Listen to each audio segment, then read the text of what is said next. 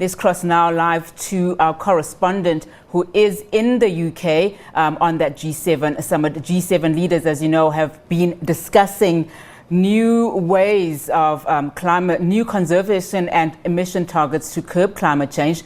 They will also finalise collective action on several other fronts, including the recovery of world economies, as they wrap up the three-day summit aimed at showcasing revived Western unity. Now, our correspondent, Laura Makin-Isherwood, gives us more and joins us now live. Laura, thank you so much for your time. Before we touch on climate change, give us a quick wrap on proceedings so far in as far as how world leaders have committed to the fight against the pandemic. And perhaps also if President Cyril Ramaphosa has tabled his temporary patent waiver of COVID-19 vaccines proposal.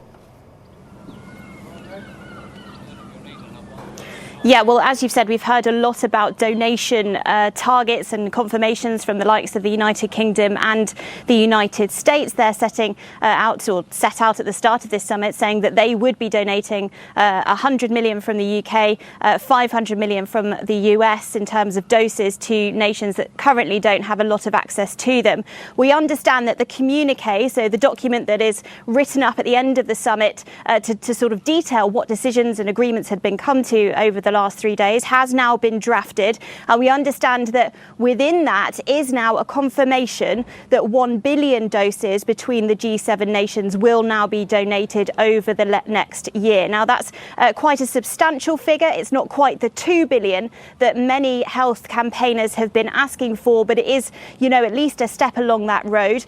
President Ramaphosa has been campaigning, as you say, alongside India for intellectual property rights on vaccines to be waived in order to allow them to be produced more easily, more quickly and more cheaply in countries that are struggling to get access to them at the moment. We understand that he has addressed G7 leaders, saying we need to address the substantial financing gap for tests, treatments, critical supplies like oxygen and health systems that enable testing, treatment and vaccination. That, he says, is the only way to try to get more of people's populations vaccinated, and because he says that getting all of the world vaccinated is essential to try and return to a sense of normality and reopen the likes of borders and ensure that trade and the recovery of economies can continue. We understand that US President Joe Biden met with President Ramaphosa last night and afterwards seemed to, according to President Ramaphosa, be in support of that TRIPS waiver, but it seems like the wider G7 group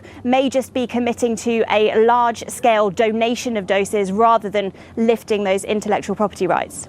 Now, in fact, President Cyril Ramaphosa will be addressing the South African public later this afternoon. Now, talk to us about what's on today's agenda. We understand that obviously new conservation and emission targets will be discussed in relation to climate change. Just give us a picture on that.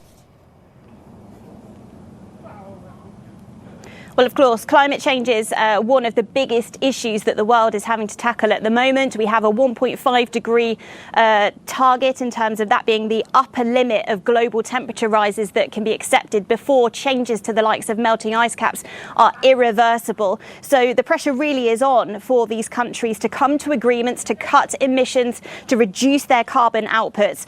We understand that the UK has said it will be donating a lot of money to what it's calling a Blue Planet programme. That's going to be donating money to the likes of Ghana and Indonesia and Pacific Islands to try to promote sustainable fishing. There's also going to be greater pressure on developing nations to try to cut their global emissions as well in order to reach net zero by 2050. We're waiting for more details on what exactly that means from this communique in a short time, but it seems like the pressure is on for everyone around the globe to work together to really hit those targets.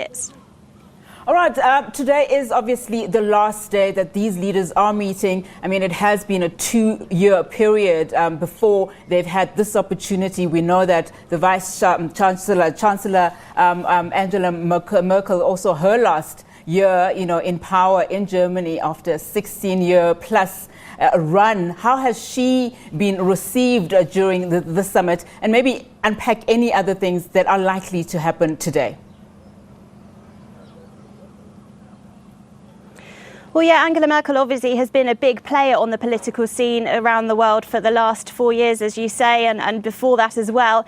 And she's been very strong in terms of the kind of Brexit narrative and trying to counter the proposal by the United Kingdom to leave the European Union. Germany, obviously, a very strong economy within Europe. So it's going to signal a real shift in terms of who is coming to these meetings from now on. We've obviously got a new US president, Joe Biden, his first time here at the summit and meeting with these G7 leaders in person, his first time outside of America since he was elected to that position of president too. And after the last few years with Donald Trump, when things were quite turbulent, it does feel like there's a sense of unity, a sense of calm here. Obviously, there will be differing opinions on some things. We know that Brexit has reared its head again here, something that the United Kingdom's Prime Minister Boris Johnson was hoping to kind of stay away from. He wanted this to be about recovering from the pandemic, building back better, looking at climate and biodiversity. But yet again, because you have those European nations represented here,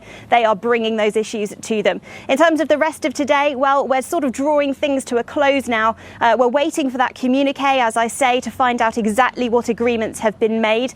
We know that world-renowned documentary maker David Attenborough has addressed the summit as well via a video message, really trying to push home that idea that countries must try to tackle climate change and reduce their carbon emissions. Now we're just waiting for that communique before leaders head off either home or for US President Joe Biden to London to see Her Majesty the Queen. Fantastic. Another meeting that is. All right. Thank you very much, Laura Makin.